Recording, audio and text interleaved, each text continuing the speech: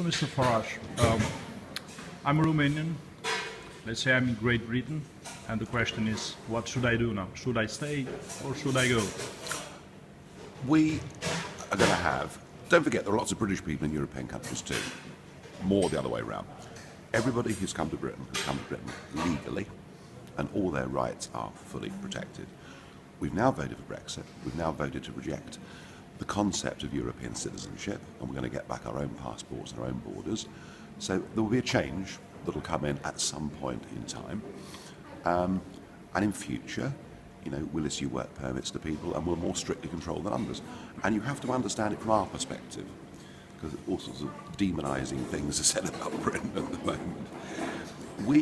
From 1950, we ran an immigration policy with our former empire, net about 30,000 people a year.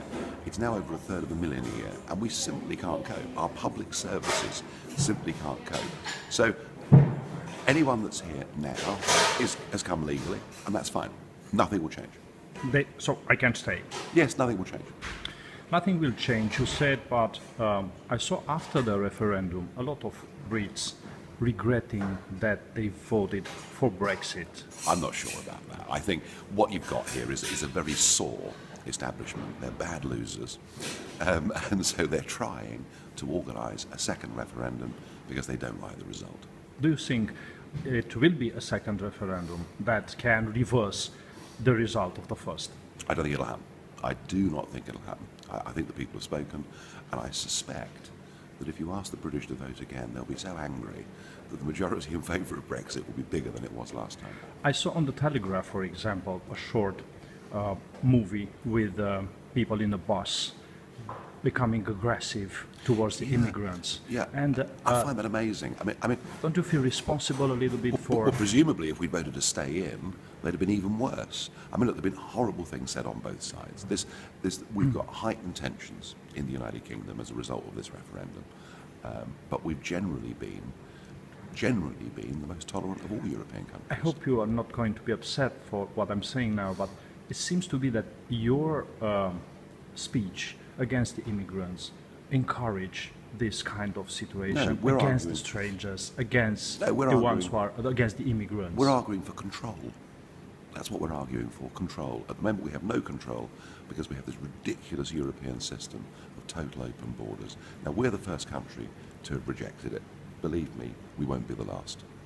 And another thing that I've noticed, and again, you won't be happy to hear that, but I have to say, a lot of internal conflicts inside UK seem to get ground now with Scottish people, with Northern Ireland. Don't you feel responsible a little bit for that?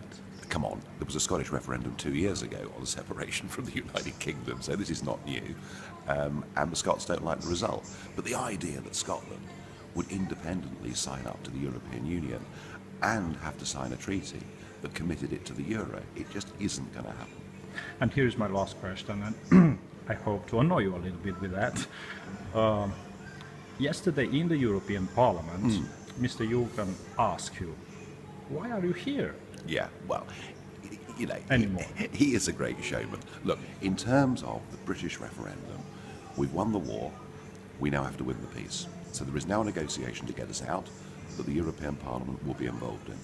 And I'm going to be here, when necessary, watching like a hawk to make sure the job gets done properly. But come on, Mr. Farage, your speech for the Brexit, so much time, and the last time in Strasbourg I saw your statement saying that it's the last time when I'm here. As a member, as a full member of the European Union, I was very careful how I said it. We now have a series of negotiations to go through. We have a European Parliament that will vote on the package. I lead the biggest delegation from Britain. It would be dereliction of duty for me not to be here to see us out. So you continue to come in the European Parliament being paid by the European money, even if your country decided to be out? But I am the turkey that voted for Christmas. I did vote last week to lose my job, and I will lose my job, and the sooner the better. And I have another question about triggering the Article 50. Do you think your government will trigger it?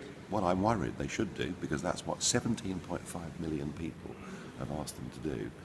There better not be any backsliding. At the moment, they appear to be a bit reluctant, so I think we should trigger it fairly soon. And if not, There'll be a lot of anger. thank you very much. Thank you. All right. Thanks. So we